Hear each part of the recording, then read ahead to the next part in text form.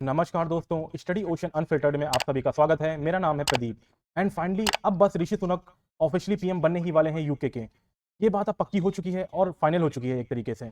ऋषि सुनक का बहुत ही जल्दी शपथ ग्रहण समारोह आपको देखने को मिलेगा और ये बहुत ही ज़्यादा हिस्टोरिकल मूवमेंट है यूके की हिस्ट्री के लिए। अगर आप देखोगे इंडिया की हिस्ट्री में या यूरोप की हिस्ट्री में और पूरे वर्ल्ड की हिस्ट्री में एक तरीके से देखेंगे, बहुत ही हिस्टोरिकल मूवमेंट ही है ये पूरे वर्ल्ड की हिस्ट्री में एक तरीके से। और फाइनली अब आप देखोगे कि इंडियन ओरिजिन का व्यक्ति बनने जा रहा है यूके का पीएम, पहला पीएम, पहला नॉन वाइट पीएम होगा, पहला इंडियन ओरिजिन का पीएम होगा, पहला एशियन ओरिजिन का पीएम होगा, एशियन साइड का पीएम होगा एक तरीके से।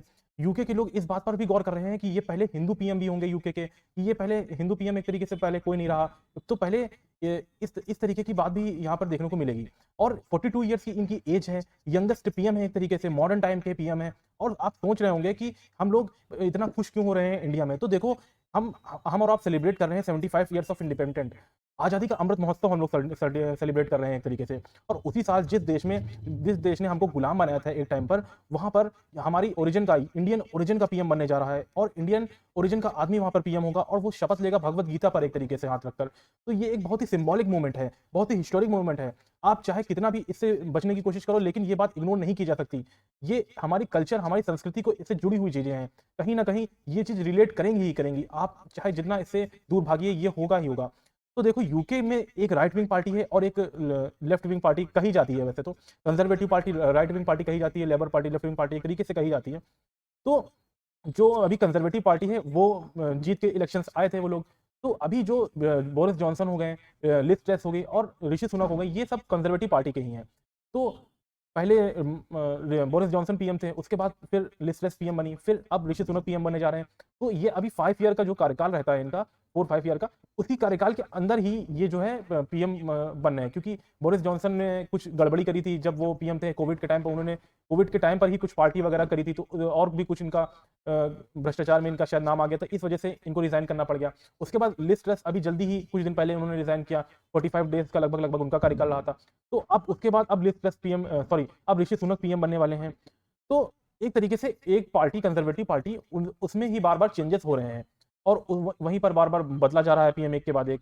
तो कोई दूसरी पार्टी फिर से, इलेक्शन पूरा नहीं हो रहा है कि जो जनरल इलेक्शन एक टाइप से होते हैं, वो जनरल इलेक्शंस नहीं हो रहे हैं, ये कंजर्वेटिव पार्टी में ही एक तरीके से इलेक्शन हो रहे हैं और उसी में एक तरीके से सत्ता परिवर्तन हो रहा है। मतलब आपस में ही वो लोग पीएम बने। और ऐसा नहीं है कि इनके लिए रास्ता बिल्कुल, ऋषि सुनक के लिए रास्ता बिल्कुल आसान होगा। बहुत ही ज़्यादा अभी कठिन इनके लिए रास्ता रहने वाला है। रेसिज्म ऑलरेडी इनको फेस करना पड़ रहा है और ये आगे भी फेस करेंगे। और आगे भी इन्हें आप देखोगे कि किस तरीके से ये जो रेसिज्म के लिए है, हो सकता है कुछ कदम उठाएं। देखते हैं क्या होगा, क्योंकि अभी भी यूके में ऐसे लोग भी हैं जो रेसिज्म को तवज्जो देते हैं। पहली बार देखिए, ऋषि सुनक 2015 में सांसद चुने गए एक तरीके से, 2018 में सरकार में बतौर मंत्री शामिल हुए, 2019 में इनको चीफ सेक्रेटरी बने। और ऋषि सुनक का जन्म यूके के साउथ हैम्पटन में हुआ था एक तरीके से। और इनके जो ग्रैंड पेरेंट्स हैं वो पंजाब से मतलब ये गए थे यूके में। पहले ये साउथ अफ्रीका के किसी कंट्री में थे, उसके बाद अफ्रीका के किसी कंट्री से, फिर वहां पर काफी स्थितियां खराब हो गई थी, तो फिर ये यूके चले गए थे, उनके जो ग्रैंड पेरेंट्स है तो वहां पे जाके बस गए थे। फिर इनका जन्म यूके में ही हुआ था एक तरीके से, ऋषि सुनक का। और इनकी जो वाइफ है, ऋषि सुनक की जो वाइफ है, वो एक तरीके से, ऋषि सुनक की वाइफ और ऋषि सुनक, इनकी जो कंबाइंड नेट वर्थ है एक तरीके से, वो 730 मिलियन पाउंड्स की है। इंडियन रुपीस में अगर बात करें तो 6000 करोड़ की एक संपत्ति है। इसका कारण है ऋषि सुनक ने जो खुद काफी जो है अपनी कमाई करी थी, एक तरीके से प्रॉपर्टी थी इनकी। और इनकी जो वाइफ है वो इन्फोसिस जो कंपनी है ना, उनके जो को फाउंडर हैं श्री नारायण मूर्ति जी, उनकी ये बेटी है, जो ऋषि सुनक की वाइफ है। ठीक, और उनके पास भी काफी इन्फोसिस के शेयर्स हैं। तो एक तरीके से देखा जाए तो इनकी जो कंबाइंड नेट वर्थ है, वो जो ऋषि सुनक और इनकी जो वाइफ की है, वो प्रिंस चार्ल्स जो है इंग्लैंड के, उनसे भी ज्यादा है एक तरीके से। तो जब ये बकिंगम पैलेस में एक तरीके से जाएंगे और प्रिंस चार्ल्स से मिलेंगे, तो वहां के जो इंग्लैंड के राजा होंगे ना, उनसे भी ज्यादा इनकी नेटवर्थ होगी एक तरीके से। ये भी काफी एक बड़ी बात है, काफी हिस्टोरिकल बात है, जिसको गौर करना चाहिए हमें। तो वही कंजर्वेटिव पार्टी जिससे एक टाइम पर विंस्टन चर्चिल पीएम रहा था एक तरीके से, उसी पार्टी से ऋषि सुनक पीएम बने हैं। तो चर्चिल ने भारतीयों पर बहुत ही अभद्र टिप्पणियां की थी एक टाइम पर। उस टाइम पर इन्होंने बहुत अभद्र टिप्पणियां करी थी। उन्हीं के पार्टी से एक भारतीय मूल का, भारतीय ओरिजिन का पीएम बनेगा यूके का, भारत की आजादी के 75 साल बाद, वो भी दिवाली के मौके पर। तो बहुत ही बड़ी बात है ये एक तरीके से। ये भारतीयों को एक तरीके से बहुत ही बड़ी बात है, भारतीयों को एक तरीके से कॉलोनी बनाने वाला ब्रिटिश, जिन्होंने 200 साल तक भारत को अपने पर राज किया, और अब उनके देश का उन्हीं अपने ही देश का यानी कि इंडिया का ही इंडियन ओरिजिन का एक व्यक्ति ब्रिटिश में पीएम बनेगा। भारतीयों का एक तरीके से आप देखेंगे दबदबा बढ़ता ही जा रहा है। भारत से बाहर रहने वाले भारतीयों की आबादी एक लिहाज से देखोगे आप तो यूके में एक तरीके से रिवर्स कॉलोनाइजेशन हो रहा है। पूरे ब्रिटिश राज में जितने गोरे भारत में रहते थे ना, आज उससे 10 गुना भारतीय यूके में रहते हैं। 1941 में जनगणना के मुताबिक उस वक्त भारत में 1.44 लाख करीब यूरोपीय ब्रिटिश में रहते थे, और आज ब्रिटेन में भारतीय मूल के करीब भारतीय मूल की आबादी लगभग 16 लाख से भी ज्यादा है, यानी कि 16 लाख से ज्यादा लोग अब वहां पर रहते हैं। यूके में बसी ये भारतीय आबादी आप देखेंगे वहां पर शिक्षा हो, प्रोफेशन हो, राजनीति हो, हर क्षेत्र में अपना दबदबा एक तरीके से इन्होंने कायम कर रखा है। और इसी दबदबे का असर है कि ब्रिटेन का लगभग हर सरकार में हर कैबिनेट मंत्री का चेहरा एक तरीके से कोई ना कोई आपको इंडियन जरूर मिल जाएगा। भारतीयों की पहचान और उनकी क्रेडिबिलिटी सिर्फ भारतीयों के बीच नहीं बल्कि यूके के लोगों के बीच में भी है। अंग्रेजों और अन्य राजनयिक जो लोग हैं, एथनिक्स ग्रुप्स हैं, तो उनके बीच भी काफी पॉपुलर है यहाँ पर इंडियंस लोग। एंड यही वजह है कि ऋषि सुनक की लोकप्रियता की जो तुलना है वो टोनी ब्लेयर से की जाती है। और ऋषि सुनक की जो पॉपुलर इतने क्यों हैं, तो देखिए ऋषि सुनक जो कंजर्वेटिव पार्टी के काफी पसंदीदा कहे जाते हैं। तभी जब आप देखेंगे 2015 में उन्हें यार्स की रिचमंड सीट से सांसद का चुनाव में उतारा गया एक तरीके से। यह सीट कंजर्वेटिव पार्टी की सबसे सुरक्षित सीट एक तरीके से मानी जाती थी, और मानी जाती है, अभी भी मानी जाती है। और पिछले 100 वर्षों से आप देखोगे कि इस सीट से कंजर्वेटिव पार्टी ही जीतती आ रही है, और इसी सीट से ऋषि सुनक चुनाव लड़े थे। यानी कि जो सबसे सुरक्षित सीट थी ना कंजर्वेटिव पार्टी की, वहां से ऋषि सुनक चुनाव लड़के आए थे और जीते थे। तो ये तभी पॉसिबल होता है जब आपको आपकी पार्टी में काफी अच्छा लोग माने, तभी आपको काफी अच्छी सुरक्षित सीट मिलती है। ये ऐसा कहा जाता है, ऐसा होता भी है ज्यादातर। और बोरिस जॉनसन ने उन्हें 2019 में चीफ सेक्रेटरी ऑफ ट्रेजरी बनाया था। उसके अगले ही दिन इन्हें प्रीवी काउंसिल का सदस्य भी बना दिया गया था। और फिर 13 फरवरी 2020 के कैबिनेट रीशफल में उन्हें वित्त मंत्री भी बनाया गया। और ये कोरोना का टाइम था, महामारी का दौर था।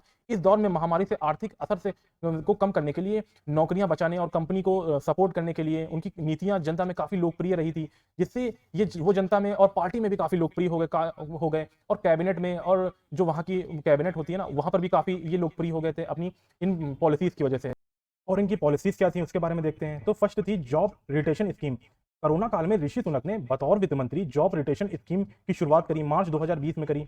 स्कीम के लिए क्वालिफाई करने वाली कंपनीज को सभी कर्मचारियों को कुल तनख्वाह और एम्प्लॉयमेंट कॉस्ट का 80% हिस्सा गवर्नमेंट देती थी। यानी कि एक कर्मचारी को हर महीने 2.34 लाख रुपए तक की मदद मिली एक तरीके से। ठीक। सेकंड थी eat out to help out. England के होटल्स एंड रेस्टोरेंट्स को दोबारा खड़ा करने के लिए ऋषि सुनक ने यह स्कीम शुरू करी थी। स्टैंप ड्यूटी और वैट में छूट से होटल व रेस्टोरेंट के लिए हर ऑर्डर्स की लागत लगभग करीब 50% तक कम हो गई थी। उसके बाद फिर थी बिग टेक पर टैक्स। जून 2021 में ऋषि सुनक ने लैंकेस्टर हाउस में G7 देशों की शिखर वार्ता की मेजबानी करी थी। उनकी पहल पर सभी सदस्य देश मल्टीनेशनल कंपनीज और फेसबुक, गूगल जैसी बिग टेक कंपनीज का एक न्यूनतम वैश्विक टैक्स पर सहमत हो गए थे। देन सबसे ज्यादा रेटिंग्स सितंबर 2020 में IPSOS MORI के एक सर्वे के मुताबिक 1978 के बाद ऋषि सुनक पहले वित्त मंत्री थे जिनकी अप्रूवल रेटिंग इतनी ज्यादा थी कि लोग उन्हें पीएम मानते थे एक तरीके से। तो ये सब तो ऋषि सुनक ने वित्त मंत्री रहते एक तरीके से किया, लेकिन अब वो पीएम बन गए हैं। ठीक। अब उनके पास और ताकत है कुछ करने के लिए, ग्लोबल लेवल पर कुछ करने के लिए, यूके की तरफ से, यूके के लोगों के लिए कुछ करने के लिए। और अब नेक्स्ट जनरल इलेक्शन होने हैं, 2025 में होने हैं। तो अभी अगर देखा जाए तो पूरे 2 साल इनके पास हैं काफी कुछ करने के लिए। और इनको अभी यूके की इकोनॉमी को ठीक करना है, पाउंड की स्थिति को ठीक करना है, महंगाई इन्फ्लेशन जो यूके में है उसको ठीक करना है। तो बहुत से चैलेंजेस हैं, और इन्हें रेसिज्म को भी एक तरीके से फेस करना होगा यूके के पीएम रहते हुए, ये बड़ी बात है। तो अभी रास्ता इतना आसान नहीं रहने वाला है इनके लिए, लेकिन नामुमकिन भी नहीं है। ज्यादा चांसेस है कि वो सब कुछ यूके के लिए ठीक भी कर दें, और जिसका प्रभाव 2025 का जो जनरल इलेक्शन है उस पर पड़ेगा, हो सकता है दिखाई दे। इनकी पार्टी के लिए ऊपर भी इसका असर पड़ेगा, और जो ऋषि सुनक है उनके ऊपर खुद उसका भी प्रभाव पड़ेगा नेक्स्ट जो 2025 के जनरल इलेक्शन होंगे यूके में, तो उसमें देखने को मिलेगा। तो पीएम की कुर्सी तक पहुंचने के बाद अब ऋषि सुनक को खुद को साबित करने के लिए काफी चैलेंजेस हैं। और शायद इन्हीं 2 साल में जो ऋषि सुनक का टाइम है, इसी टाइम इंडिया और यूके की जो फ्री ट्रेड एग्रीमेंट की डील थी जो एक तरीके से रुक गई थी, शायद ना ही हो पाएगी, ये बात हो रही थी, वो भी शायद अब हो जाए, इसके भी बहुत ज़्यादा चांसेस हैं। तो काफ़ी कुछ करना है अभी बाकी है इनको। ऋषि सुनक पर भी कई बड़े बड़े एक्शंस लेंगे, ये हो सकता है बड़े बड़े एक्शंस ले, क्योंकि इन्होंने कहा था कि ये चाइना के खिलाफ कई बड़े एक्शंस लेंगे। ग्लोबल लेवल पर भी इनका काफ़ी इम्पैक्ट देखने को मिलेगा यूके की तरफ से, वो भी देखने वाली बात होगी। और एक व्यू पॉइंट ये भी कहता है कि यूके पर कि एक बहुत बड़ा इकोनॉमिक क्राइसिस है, पाउंड गिर रहा है एक तरीके से तेजी से, कंजर्वेटिव पार्टी में और कोई ऐसा लीडर नहीं है कि वो ये सब संभाल सके। तो सही टाइम पर सही जगह होना ये भी जरूरी बात है। तो अब आगे क्या होगा, क्या इम्पैक्ट इसका रहेगा, ये देखना होगा। सही टाइम पर सही जगह होना ये बहुत बड़ी बात है। इसका भी एक कई लोग ये कह रहे हैं कि ऋषि सुनक सही टाइम पर सही पार्टी में सही टाइम पर सही जगह पर हैं। तो क्या ये अपने आप को साबित कर पाते हैं, इसकी भी बड़ी बात होगा, ये भी देखना होगा। ठीक। तो ऋषि सुनक क्या करते हैं आगे। 200 साल की गुलामी के बाद, 75 ईयर्स की आज़ादी के बाद हम दिवाली का अमृत महोत्सव मना रहे हैं। दिवाली का दिन आया है, दिवाली के दिन ये बड़ी उपलब्धि, एक भारतीय ओरिजिन के जो व्यक्ति हैं वो यूके के पीएम बनने जा रहे हैं। तो ये बहुत ही हिस्टोरिकल मोमेंट है इंडिया की हिस्ट्री के लिए और यूके की हिस्ट्री के लिए, दोनों के लिए एक तरीके से। इंडियन ओरिजिन का एक व्यक्ति यूके में पीएम बना है। तो एंजॉय करिए आप सभी लोग, और हैप्पी दिवाली, हैप्पी भाई दूज और हैप्पी गोवर्धन पूजा सभी के लिए। Thank you so much and God bless you all. Thank you so much for watching this video and जय हिंद।